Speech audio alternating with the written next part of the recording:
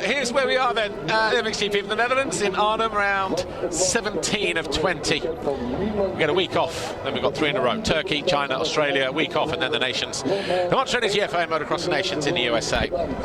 Coming in thick and fast now. Blink and you miss it.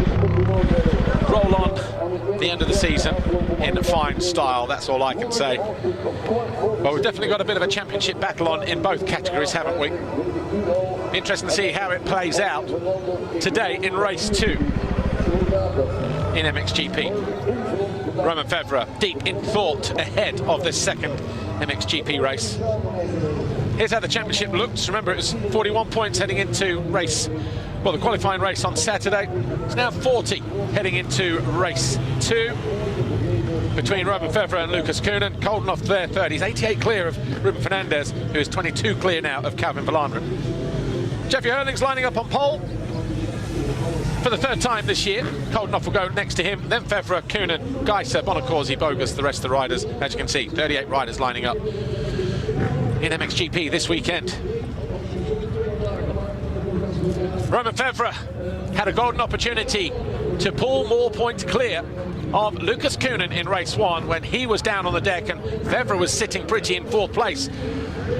But the pace and the relentlessness of Lucas Koenen on the number 96 Red Bull KTM was there for all to see. He still believes he can be world champion. He passed Romain Febvre with a lap to go for 2nd place. Febvre ended up 3rd. The gap is still pretty seismic, 40 points, but as we've seen over the years, a 40-point gap can disappear. As we've seen in MX2 fairly recently, a gap of that size can also be whittled down very, very quickly. Hurlings, Koldenhoff, gate 2, Febvre 3, Geiser, Lucas Koenen, Bonacorsi, Bogus. Green flag at the back. Green flag down here, Mr. Ingo Parks, the FIM race director. Signals for the fly race in 15-second board to go up for the final time this weekend. Who will stand on the top step of the podium here at Arnhem in the Netherlands? Who will win the battle?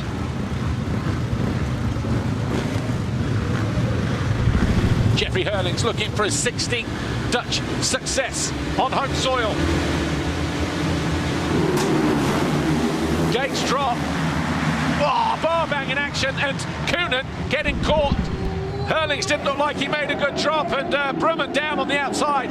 The rider who finished, what, 9th in the first race. Koldenoff leading the way, but just as we saw in race 1, he and Herlings battling for the lead. Herlings quickly by turn 3. Koldenoff may have got the foxhole shot, but it's Herlings in front at the first time of asking. Febvre in 3rd, Bogus 4th, Bonacorsi 5, Geiser, Hirt, Jonas, Fernandez, Renault. Koonin in 15th place. Better than it was in race 1 at least. But not what he wanted, getting tagged. Coming out of the gate, a third of the way down the start straight, banging bars with somebody. Febvre hanging on to 3rd at the moment. In the background, just wondering whether the team have fired a rocket up his backside just to make sure that what happened in race 1 doesn't happen in race 2. Doesn't want to give any kind of incentive to Lukas Koonin.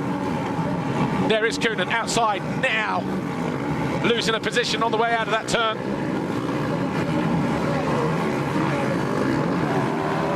As Herlings comes back in the opposite direction. Herlings complimenting what Koonin did in the first race, said he was fast, and also that he'd only been back on the bike for 3 weeks, so not to expect too much, trying to save some energy. Well, Herlings might need every ounce of that energy in this second race. Koldenoff here in 2nd, Febvre 3rd, Geiser in 4th, Bogus 5th on the 189. In fact, he's just been passed by his teammate Bonacorsi. Bonacorsi now in the 5th place.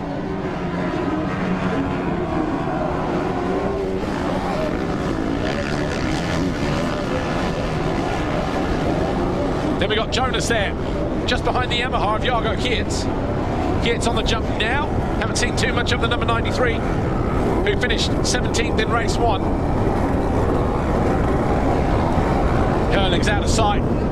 3 seconds clear, 1:45.026 on that opening lap. That is already going to be the fastest lap, the Acerbi's fastest lap of the weekend. May even get quicker, but that fast lap will come in race 2 in MXGP.